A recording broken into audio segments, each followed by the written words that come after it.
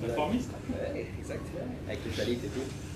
שבוע טוב, בהצלחה והרווחה בכל מעשי ידינו כי בשם השם נעשה ונצליח en ce dimanche 18 du mois de septembre et 22 du mois de Elul. Voilà, on s'approche, dernière semaine avant Rosh Hashanah. On dit au revoir à cette année dans une semaine plus. Bezrat Hashem. Exactement. En espérant que Bezrat Hashem Barach. Vous savez que dans la Torah, c'est comment tu finis qui compte, c'est pas comment tu commences, c'est comment tu finis. Donc si on fait une belle teshuva cette semaine, si on se remet en question, si on arrête nos ch'touillottes, nos bêtises, eh bien, on aura de très bonnes choses. Bezrat Hashem Barach. On a 5 shiurim aujourd'hui. On commencera par le premier, Bezrat Hashem, shiur acheté par la famille Lévi pour la Askara de Esther Bat Simi Roi Hashem Tenachena Began Eden Elion Vechol Ashorvot Imah Bichlal Arachamim Vaselchol Bechen Yerason Omar Amen. Étant donné qu'on est très pressé parce qu'on a beaucoup de cours à faire, donc je me propose de commencer tout de suite, bien entendu, en pensant à l'élévation de l'âme chez le Kol Mété Israël, de tous les malades d'Israël et surtout une grande réussite pour vous tous, en vous souhaitant tous les bonheurs du monde. On commence le premier shiur avec le Likutei Moharan de la Torah Vav de Rabbeinu par rapport à Rosh Hashanah. Parce que j'ai une nièce qui m'a dit que la vérité, cette Torah-là l'avait beaucoup aidé. Elle s'appelle Déborah, que Dieu la bénisse. Donc j'en profiterai pour en même temps revenir sur le Likutei Moharan de Rabbeinu, Narpan ben Fega. Et là-bas, il parle du kavod, puisque une des choses qui malheureusement mène l'homme à commettre énormément d'erreurs et d'être dans l'extrême sensibilité, c'est quand il est constamment sur le qui-vive avec le kavod, les honneurs. Tu as vu comment tu m'as parlé, tu m'as détruit, tu m'as. Alors, c'est vrai qu'on est humain, c'est vrai qu'on n'a pas le droit de vexer. On a vu que dans la Gemara de Baba Mitzia Nunchet, par exemple, ou dans la Gemara de Masechet Avot, en d'autres termes, celui qui humilie une personne, celui qui fait du mal à une personne, Yored Geinam, dit la Gemara, En lo chelek lo lamaba, il est impératif d'avoir du kavod les uns pour les autres. On a le droit, vous le savez tous, de ne pas être d'accord. On a le droit de ne pas partager les mêmes opinions. On a le droit de ce que tu veux, mais tu n'as pas le droit de faire du mal ou, sous prétexte que tu n'es pas d'accord, d'humilier l'autre. Et très souvent, malheureusement, par l'égide des nerfs que nous avons, le mal de vivre que nous avons, ou tout simplement les mauvais moments, eh bien, on commet de très très graves erreurs et on s'emporte. Et quand on s'emporte, eh bien, très souvent, les mots dépassent la pensée, ou peut-être pas, et ou alors on va dire ce que l'on pensait, mais sans mettre de gants. Quelqu'un m'a dit d'ailleurs dans ma famille récemment, dans la vie, c'est très bien d'être très franc. J'ai dit oui, c'est bien d'être franc. Je suis moi-même quelqu'un de franc. Je ne sais pas ni mentir ni tricher. Mais de l'autre côté, il faut savoir aussi être diplomate. On a le droit de dire des vérités avec des gants de velours. On n'est pas obligé de les dire avec des coups de poing. Et la reine, on n'a pas le droit de prendre ce mauvais rôle de celui qui fait du mal. Comme je vous l'ai déjà dit, et je le répète encore, et je le répéterai demain, et jusqu'à la Géoula finale, qu'on se pose toujours la question, le jour où tu partiras de ce monde, qu'est-ce qu'on dira de toi? Alors bien sûr, vous aurez toujours des individus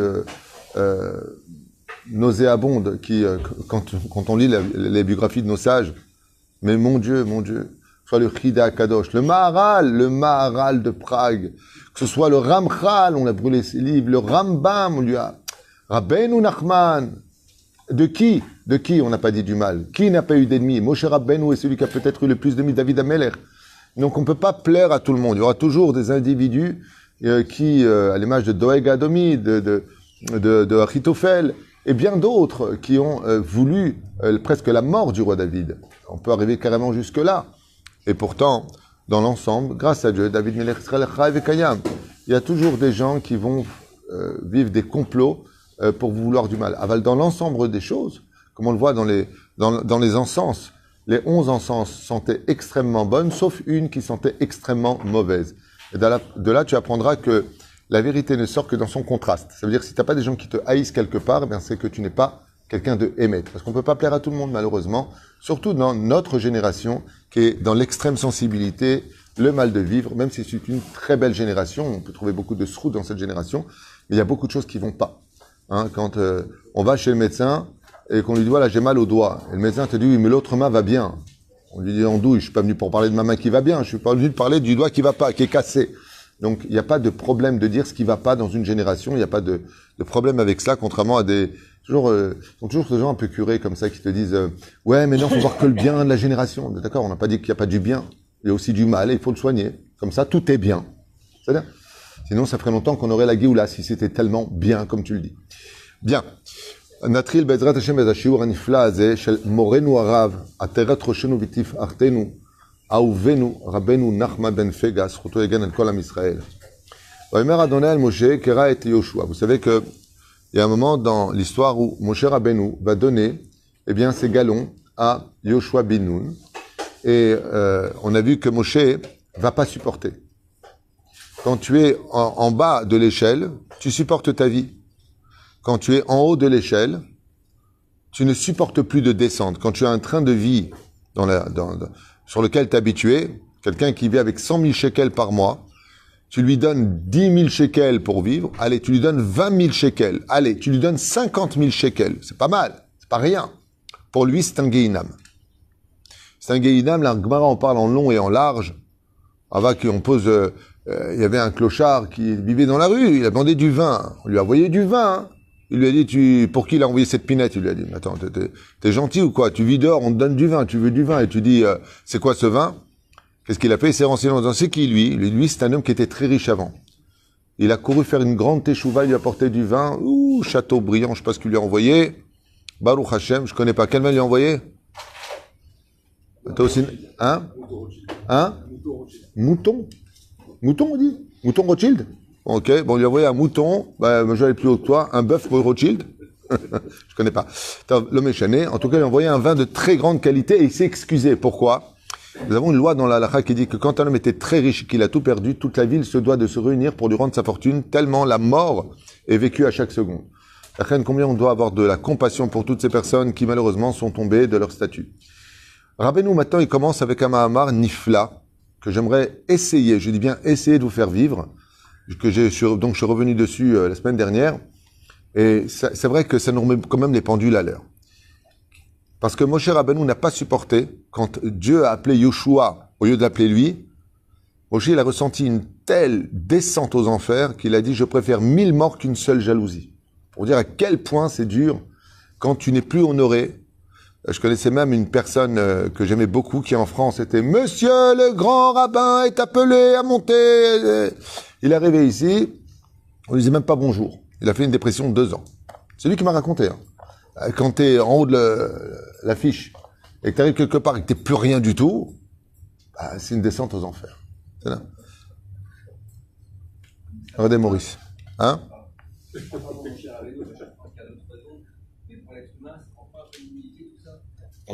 Est-ce que ça ne manque pas un peu d'humilité? Quand on dira « Monsieur le grand David Twitou », tu t'appelles David Twitou, d'accord? C'est-à-dire, partout où tu vas, tout le monde se lève. Partout où tu vas, on t'embrasse la main. Partout où tu vas, tu es le star. Et tu arrives quelque part, tu dis bonjour, on te répond même pas. Tu vas voir la différence. Tu sais, il y a un très très bon récit à propos de Shaoul HaMelech. Quand, dans le livre de Shmuel Aleph, Dieu donne l'ordre d'aller oindre Shaoul, de la tribu de Binyamin. Shaoul ne voulait pas être oint. Il ne voulait pas de ce poste. Il le fuyait. Et il a dû courir derrière. Quand il est devenu roi et qu'il a goûté à la royauté, on a vu qu'il a poursuivi le roi David pour le mettre à mort. Et qu'il ne voulait pas rendre sa couronne jusqu'à ce que Dieu lui ait pris sa vie. Donc, si le roi Shaoul, qui était d'une extrême humilité, vous savez que le roi Shaoul était un homme parfait. L'ochata le boré olam. On lui dit, on compte une faute dans toute la vie du roi Shaoul. Une seule faute. Tu te rends compte? Une faute. Et pourtant, quand il lui a dit, il faut que tu enlèves ta couronne, il dit, non, j'enlève pas, je peux pas être roi et être plus rien, c'est pas possible. Jusqu'à ce que Dieu, il a eu pitié de lui, il lui a pris sa vie. Donc, si le roi Shaoul, qui était d'une extrême humilité, Tamitra Hamatsum, Yadoua, Chen Chesed, lui, il n'a pas supporté, alors qu'est-ce qu'on est nous, Bichlal, avec, dès qu'on nous dit un mot de travers, mais attends, mais pour qui se prend celui-là, tu vois, je préfère perdre que je peux pas supporter. Faut anachnou. On n'est pas digne d'être la poussière du roi Shaoul, de quoi on parle. Si la Torah nous parle de ça, c'est parce que le kavod, il est naturel chez l'homme. On a besoin d'exister par rapport à l'intention de l'autre. Et on peut être très orgueilleux de dire j'en ai rien à... Tu sais comme ils disent les gens, j'ai employé un mot qui n'est pas joli, j'en ai rien à foutre de ce qu'ils pensent les autres. C'est pas joli de dire ça. Je m'en fiche de ce que pensent les autres. La Torah nous interdit aussi de dire cela. Parce qu'on doit vivre pour soi et à travers les autres. On doit être propre devant Dieu et devant les hommes. Donc tu peux pas dire j'en ai rien à faire de ce que pensent les autres. Il y a un inyan de se rendre propre. Rabotai, je ne vais pas tarder, je commence Rabbeinu parce que c'est puissant. Enfin, moi j'ai trouvé ça puissant, après j'espère que j'aurai les mots pour vous faire passer cette énergie de remise en question. Kitzarir, Kol adam lema'et birvod atzmo u'le'arbot birvod hamakom. L'homme se doit de s'efforcer de toutes ses forces, de toute son âme, de faire passer les honneurs uniquement chez Dieu et pas chez lui. Shemi kimi sherodef, car tout celui qui poursuit achar hakavod, après les honneurs dans ce monde, celui qui poursuit les honneurs et tient à être respecté, et nozoche birvod elokim, il est évident qu'il ne se bat pas pour Dieu. En d'autres termes, si je devais le traduire à la tunisienne, c'est pour qui tu te bats, pour ton honneur ou pour celui d'Hachem. Rabbeinu, il dit, tu as intérêt à t'effacer totalement pour faire place à Dieu lui-même. C'est en l'honneur de Dieu que tu dois parler, c'est en l'honneur de Dieu. Donc si toi, on t'a blessé personnellement, kabel be'ahava. Mais si on a blessé l'honneur de Dieu, lève-toi comme un lion. Pour l'honneur de Dieu, tu te lèves. Et là, l'irvod shel melachim, car c'est uniquement pour les rois. Shneimar bo kavod melachim chakor davar. Et donc, il se base dans Michelet qui dit, le kavod des rois, le respect, les honneurs des rois, chakor davar. Il faut donc, par contre, inspecter de quoi est-ce que l'on parle, car il s'agit de l'honneur du roi. Et tout celui qui n'honore pas le roi est chayav mita. Il est comme mored bemalchut bezeshu shlav. Ba'kol chokrim acharav veshoalim. Mihu ze ve'ezeu shecholkim lo kavod azeh. Car il faut savoir qu'on pose la question et on dit, mais qui est celui qui demande ce kavod, ces honneurs? Cholkim alav ve'ombrim she'eno ra'ui lechavod azeh. Et dès que quelqu'un reçoit des honneurs, on fait une chakira devant lui, on dit, mais qui est celui qui prend des honneurs, qui est celui qui est honoré à ce point-là? Est-ce qu'il mérite cela? Est-ce qu'il est vraiment au niveau du respect et des intentions qu'on lui apporte? Mais par contre, celui qui fuit les honneurs, celui qui fuit, ça veut dire que, comme tous les grands en Torah, vous allez voir le Chida Akadosh, comment il a été humilié, comment le Ramchal a été humilié. On lui brûlait ses livres au Ramchal. Vous vous rendez compte de quoi on parle? Les rabbins l'appelaient par des noms terribles.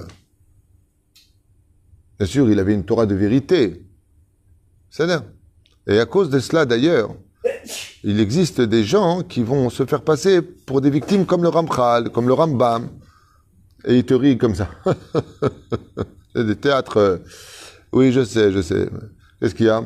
Le Ramchal aussi, ils ont mis du temps pour le comprendre. Ils me prennent pour des idiots en plus. Aval misheborach mina kavod shememad birvod atzmo marbe birvod hamakom, car tout celui qui dans ce monde restera humble et effacé face aux agressions des autres et qui n'aura d'intérêt que pour l'honneur de Dieu, ça veut dire que tant que tu me fais du mal à moi, tant que c'est mon nom à moi, que tu te traînes dans la boue, tant que tu t'en prends à moi, je reste totalement indifférent. Mais si tu touches à l'honneur de Dieu, je me lève. Azayu zochei l'ervod eloki.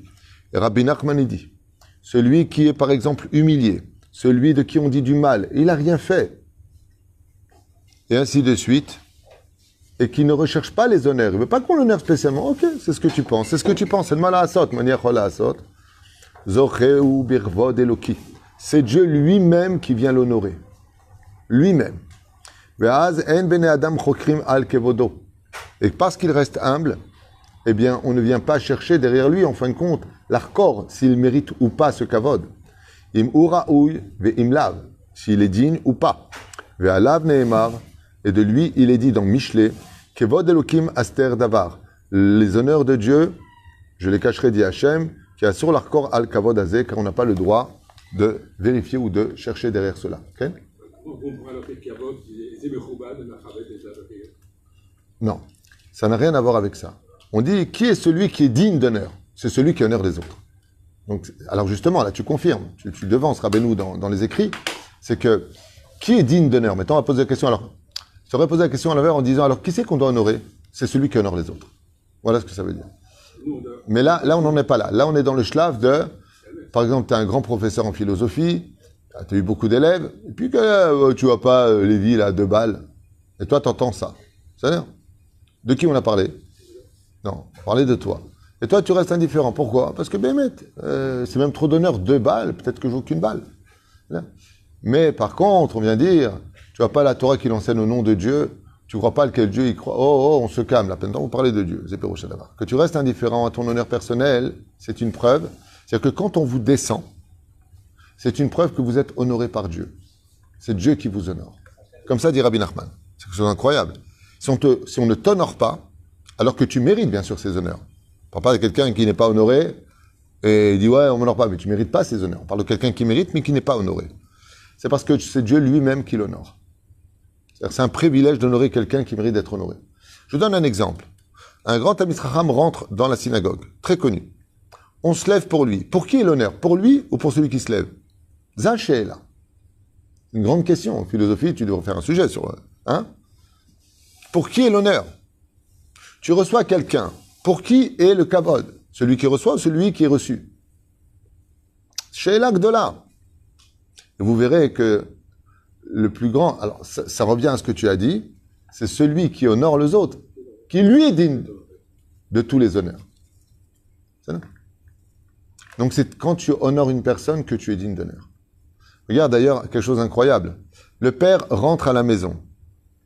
Le fils se lève. Les invités regardent ça. Qui est pris à l'honneur? Le père qui est rentré pour qui on s'est levé ou le fils qui s'est levé en l'honneur de son père?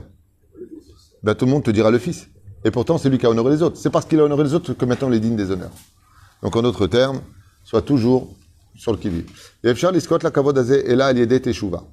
Il est impossible d'atteindre le niveau des honneurs dans la transparence ou dans les honneurs que Dieu te porte si tu ne fais pas teshuva.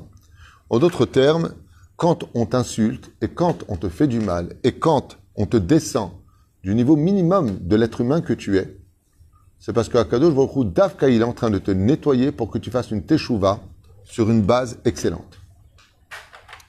Veikara teshuva. Et qu'est-ce que le principe fondamental de la teshuva? Shishma bizionov idom veishtok. Quand est-ce qu'on sait si vraiment, vraiment tu es quelqu'un dont la teshuva est solide? C'est quand on t'insultera, c'est quand on te descendra, humiliera, que tu ne répondras pas et que tu ne réagiras pas. Waouh! Waouh! Moi, j'aimerais bien vous voir, chers amis, en public, ou même en privé. On vous parle quand même moins que rien. Imagine, moins que rien. Et tu restes totalement impassible, inerte. Tov, ok. Bon, ben, c'est ce que tu penses de moi, très bien. C'est là.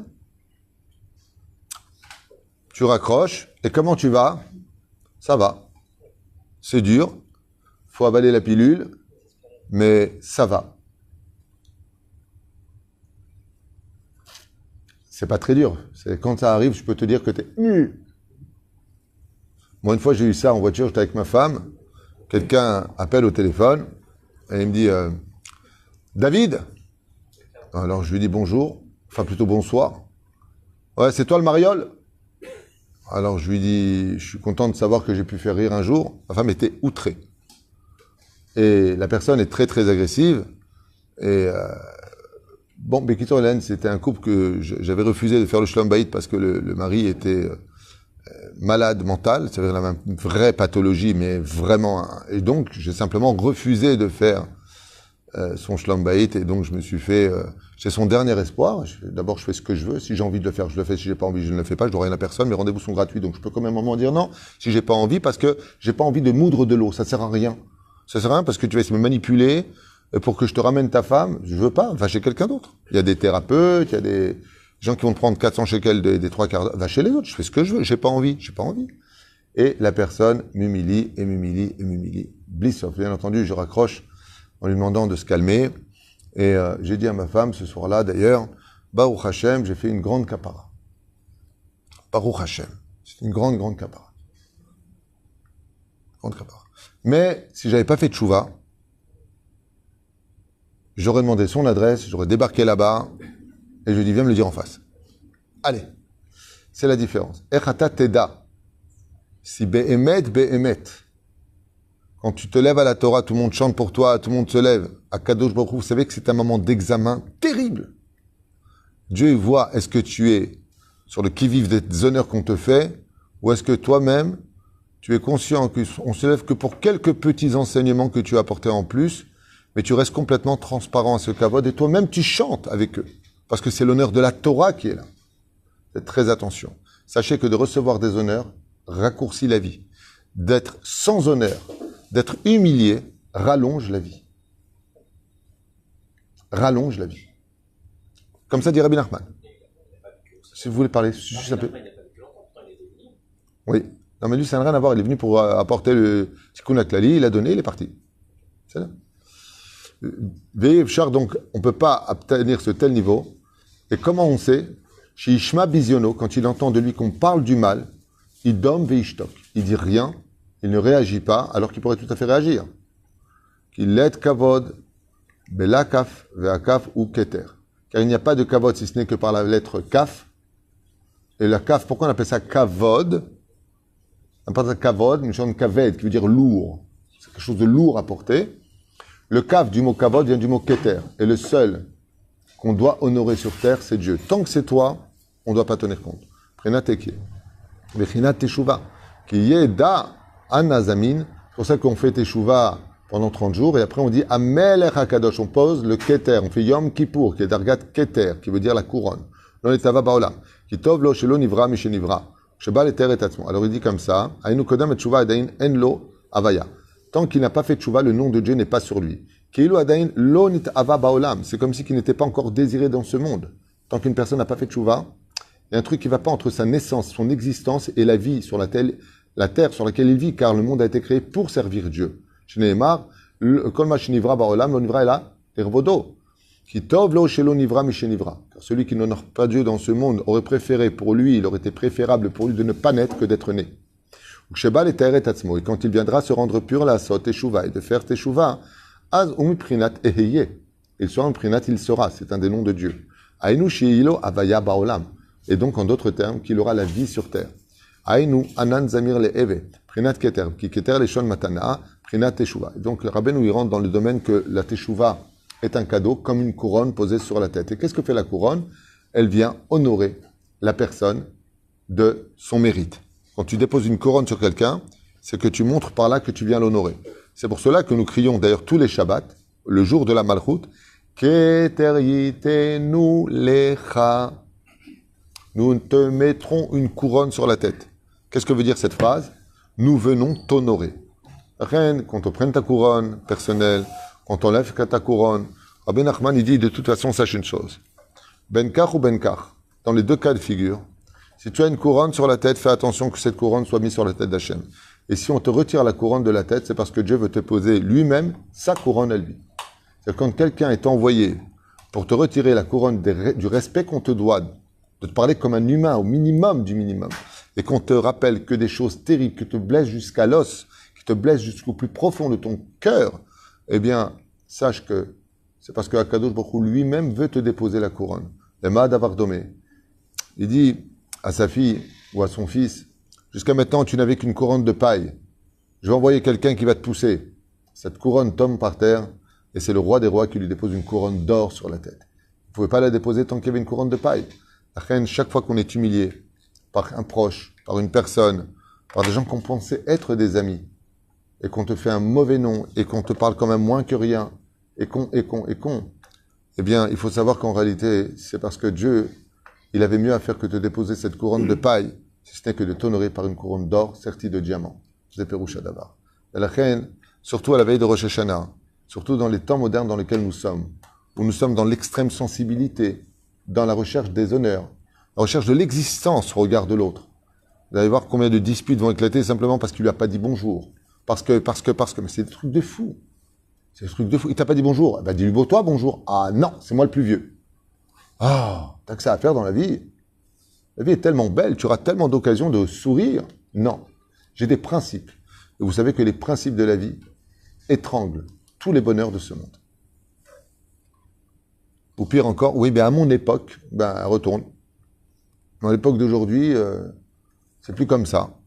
Ils sont en train d'inventer les voitures à l'eau, les motos qui volent. Vous avez vu les motos qui volent? Au Japon, on a déjà commandé des millions. Les motos qui volent, maintenant. 100 km/h, ça vole. Système électrique. C'est comme dans les films. On en est là. Et bientôt, c'est nous qui allons voler. Comme ça dit Rabbi Avraham Azoulay. Quand tu auras la Géoula, Rabbi Avraham Azoulay, il dit que les hommes pourront voler d'eux-mêmes, dans l'air. Superman. Qui vivra, verra. Ça, c'est Rabbi Avraham Azoulay. Le Rambam, il dit, Aolam Kimenagoinag. Atkan Leshonenu. Question de Tzadik pour notre premier shiur. La couronne. Oui, qu'est-ce qu'elle a la couronne? Il y a un seul roi et une seule couronne. Pourquoi il y a plusieurs? Oh, il a fait méo, j'adore tes réflexions. Et alors, je comprends pas. Si Dieu nous dépose une couronne, alors qu'il n'y a qu'une seule couronne, il n'y a qu'un roi. Mais comment on est appelé dans la Gemara Maseret Shabbat, dans Brachot, dans Péa, Bene Melachim, qui encore à part le roi a une petite couronne sur la tête? Le prince. Non, non, non. Le Kohanim, oui, Keter, oui, mais c'est symbolique. Aval, dans le tachlès des choses, pourquoi une femme juive et un homme juif auraient une couronne? Qu'anachnu Bene Melachim. Et les seuls qu'on trouve au royaume, qui eux aussi ont des couronnes sur la tête, ce sont les princes. C'est pour ça que chaque juif a le droit à sa couronne. Et heureux, écoutez bien ce que je vous dis, heureux celui qui honorera tout juif. Heureux celui qui ne descendra pas au niveau de l'autre. Parce qu'il n'y a pas plus fort et plus grand au monde que de ressembler à Dieu qui est toute la journée humilié. Qui pense à lui qui n'a pas de Beth Amikdash? Qui ferait? C'est quoi? Le mec, il n'a pas envie de faire tchouva aujourd'hui. Pourquoi? La vie, elle est bien, je suis cool, machin. Mais est-ce que tu as pensé à l'honneur de Dieu? Dieu, il a dit, fais Shabbat. Est-ce que tu as pensé que c'est ton roi qui te parle? J'en ai rien à faire. Si cette personne-là, elle se dit, mais mince, tu sais quoi, je vais faire tchouva pas pour moi. Hachem, moi personnellement, j'aurais jamais fait tchouva. Mais je vais faire tchouva pour toi. La femme, ce matin, elle prend un kissouille. Elle dit, tu vois, Hachem, pour moi, j'aurais jamais fait ce pas. Mais comme je te l'ai posé une couronne parce que tout nous a demandé de nous couvrir la tête, je vais mettre ce kissouille. Je vais t'honorer pour toi. C'est ça de mettre une couronne à Dieu. Est-ce qu'il y en a qui le font? Est-ce qu'il y a des gens qui se réveillent le matin en se disant, j'ai plus de force pour moi, mais j'ai encore de la force pour toi? La teshuva, quand elle s'adresse à Dieu de tout son cœur, et qu'elle est faite que pour lui, au point de s'oublier soi-même, pas au point de s'oublier de se laisser grossir, ressemble à un sac de pommes de terre, elle veut rien dire, je parle pas de ça, au contraire, tu veux être un kiddush Hashem, fais attention à ta santé, d'avoir de belles formes, que quand on voit un représentant de Dieu, cette personne, que ce soit un homme, une femme, elle se maintient, elle est propre, elle est belle. Regardez comment, pour les forces du mal, les gens font hyper attention. Ils se montent sur tous les réseaux, et attention, je fais le régime, regarde les abdominaux, et regarde comment je me porte, et machin. Et nous, pour Dieu, on ne peut pas le faire. Dieu nous a donné une tellement belle neshama. Pourquoi l'esquinter? Pourquoi pas faire un bon régime? Pourquoi quand on voit une personne, il faut toujours qu'il ressemble à rien quand il représente la Torah? Soigne ta barbe, soigne ta façon d'être. Je ne parle pas des Mekoubalim qui ne font pas toucher un poil de leur barbe, mais qui on est nous? Soigne ta façon d'être, que quand on te voit, on dit « Ah, ça !» Aujourd'hui, c'est la Iloula du Rav Sitruk, je crois. Lui, c'est un exemple, Zecher Tzadik Kadosh Ibracha. Quelle propreté, quelle façon de marcher, de s'adresser aux uns et aux autres. Yezichro Baruch. C'est un Kiddush Hashem, même si tu n'entends pas parler de Torah. Tu ne dois pas étudier, pas de Torah. Avalez Kavod. De voir une personne, Rabbi Moshe Deri, tu le voyais, tu as envie de faire tchouva. Pourquoi? Parce que c'est un exemple. Tu vois une Bat Israël qui s'habille bien, même si elle n'a pas beaucoup de moyens, au moins proprement, elle fait attention à ce qu'elle est. Ben, tu as envie d'être religieux. Et tu vois une femme, elle joue comme ça, qui ne veut rien dire, c'est salé. Je juge pas. Mais tu n'as pas envie d'être ça. Tu n'as pas envie.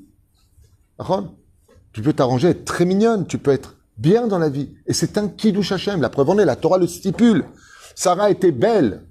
Il y a fat toar vifat mar'e. Belle d'âme et de corps. Pourquoi tu le dis? Rachel, belle. Pourquoi tu le dis? Abigail, pourquoi? Pourquoi la Torah a besoin de nous dire? Parce que pour Dieu, c'est important. Pour Dieu, c'est important qu'en son honneur à nous, imagine un roi qui vient avec ses soldats et ils sont tous petits, moches et stupides. C'est un honneur pour le roi. On va rigoler du roi. Mais par contre, comme c'est marqué, Chazal, ils disent, un des signes de la Géoula, c'est quand tous les enfants deviendront de plus en plus beaux. Mais qu'est-ce qu'on en a à faire par de la Neshama? Mais non. Parce que quand tu vois un roi qui vient avec une armée magnifique, vous savez, Marshemo Zechlo qui a eu ce plan-là, qui avait étudié ça dans le Talmud, vous savez qui c'est celui-là? Il s'appelle Hitler. Il a dit la race aryenne, tous 1m80, bleu, blond. Mais pourquoi tu as besoin de faire ça? Il a dit, mais c'est pas un honneur pour moi de venir avec une armée qui est bidon. Comme ça, il dit à Kadosh Baruch Hu. Vous savez que de s'occuper de soi, de prendre soin de soi, c'est la base de toute notre teshuva. Parce que pour donner à Dieu, il faut d'abord enlever ce mal de vivre, de se voir comme une grand-mère parce qu'on a un kissouille à 25 ans. Non, arrange ton kissouille, arrange ta façon d'être. Tu peux y arriver. Dieu ne t'aurait jamais demandé quelque chose qui va t'en les dire. Zelonachon. C'est simplement toi qui es dans le ras-le-bol, toi qui ne t'y retrouves pas, tu n'y arrives pas parce que tu prends pas le temps qu'il te faut, bousculé par les événements. C'est pareil pour les hommes et c'est pareil pour les femmes. C'est une mitzvah, dit le Rambam, de faire du sport. Il chod deot meforash. Tous les matins, fais du sport. Ah, j'ai pas le temps. Fais le soir. Fais 5 minutes dans la chambre. Un peu d'exercice. Mange un peu moins le soir, ressemble à quelque chose où on a envie de te ressembler et non pas de te fuir. Si tu veux qu'on te respecte, d'abord, respecte-toi, toi-même. Aruch Adonai Leolam, Amen, Amen, et à tout de suite pour le deuxième shiur de la journée.